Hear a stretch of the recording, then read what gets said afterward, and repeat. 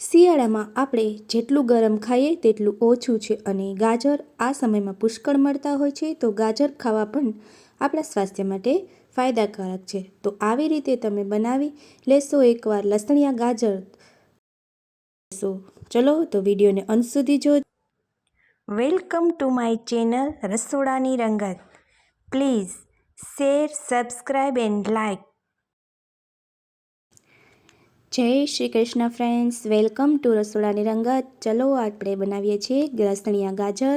તો એના માટે આપણે સૌપ્રથમ તો ગાજરને ઉપરનું ડંઠલ નીકાળી એને આવી રીતે ઊભા કટ કરી નાખશું. હવે એની અંદર જે આપણે પેલું એકદમ કઠણ, જો કઠણ ગાજર હોય એકદમ પાકેલું તો આ વચ્ચેનો ભાગ કાઢવાનો, નહીં તો નહીં નીકાળવાનો.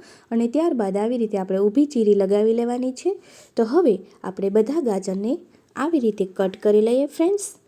શિયાળામાં આપણને પુષ્કળ પ્રમાણમાં ગાજર મળી જાય છે અને આ ઉપરાંત જ્યારે આપણે લસણ પર લીલું કે સૂકું ગમે તે શિયાળામાં ભરપૂર પુષ્કળ પ્રમાણમાં ખાઈ શકીએ છીએ, જે સ્વાસ્થ્ય માટે પણ સારું છે અને ગરમાહટ પણ આપણને આપે છે.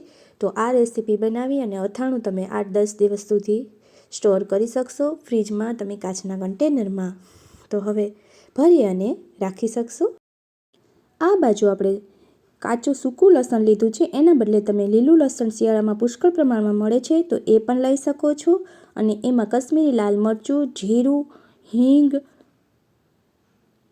બધું એડ કરી દઈશું. આપણે થોડી ખાંડ એડ કરશું, થોડું નમક એડ કરી દેવાનું છે ફ્રેન્ડ્સ.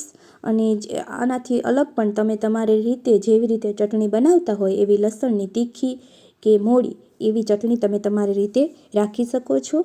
અહીંયા મેં મીડિયમ તીખી રાખી છે ચટણી. તો હવે ખાંડણીની મદદથી આપણે સારી રીતે એને ક્રશ કરી લેશું. મિક્સરમાં પણ તમે ક્રશ કરી શકો છો. જો વધુ પડતી ક્વોન્ટિટીમાં તમે લસણિયા ગાજર બનાવવા હોય તો મિક્સરમાં તમે ક્રશ કરી શકો છો. તો ચલો આપણે સારી રીતે લસણને ક્રશ કરી લઈએ, પછી ત્યારબાદ તેનો આપણે વઘાર કરવાનો છે.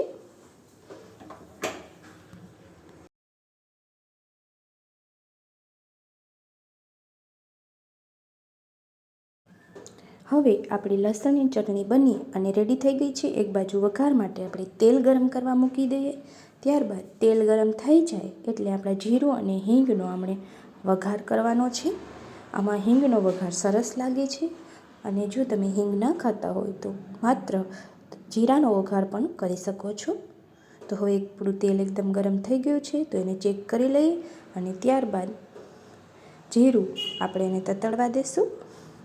જીરું તતડી જાય એટલે આપણે આપણું લસણને માત્ર એમાં વઘાર કરવાનો છે અને પછી સારી રીતે આપણે એને લસણ અને ગાજરનો જે ચટણી છે તેને મિક્સ થવા દેવાની છે, જેથી કરી અને ગાજરમાં એનો ટેસ્ટ સારી રીતે બેસી જાય.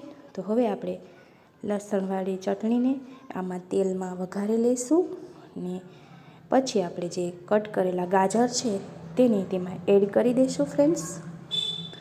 અને 1 થી 2 મિનિટ આવી રીતે ચલાવતા રહેશું, જેથી કરી અને લસણ અને ગાજરનો જે ટેસ્ટ એકદમ એમાં બેસી જાય. તો ફ્રેન્ડ્સ તૈયાર છે લસણિયા ગાજર.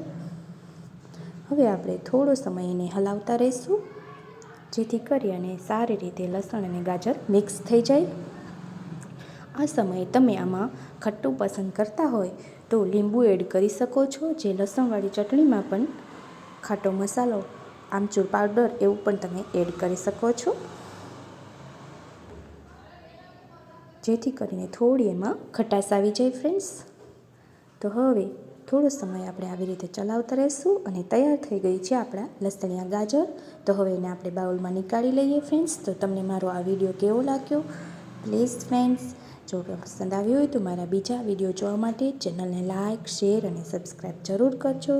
ચલો તો તૈયાર છે આપણા લસણિયા ગાજર, જેને તમે કાચના કન્ટેનરમાં ભરી અને સ્ટોર પણ કરી શકશો. આભાર.